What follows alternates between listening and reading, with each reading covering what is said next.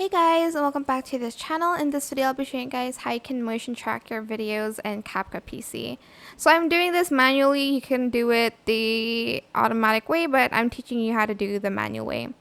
So I'm just going to pretty much make this bigger, and I'm going to do the 9:16 ratio, and I'm just going to try to place it in the middle.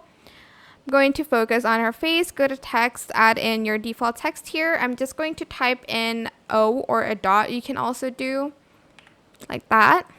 Make it a little bit bigger. And this is where I want the focus point to be.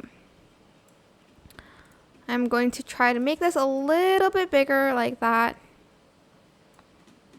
Select your, okay, hold on, let me just do that. And let me just lock it in place. Select your video and start adding keyframes and go frame per frame to basically make so the face is always where the dot is.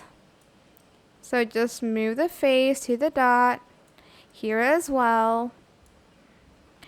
And you're going to keep doing that throughout the whole entire video. This is a super tedious process, obviously. But yeah, that's pretty much it really. Once you're done, you're just going to remove the dot from the video, and this is what it should look like. I'm not going to do the entire video, but as you can see, it tracks the movement of the girl because it's always in the center.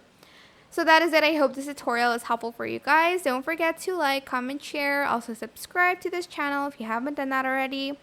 If you have any more questions, just leave it in the comment section down below. I will try my best to answer them all for you guys. And if you found this video helpful, please click the thanks button above the description box down below. Thank you so much for watching. Bye!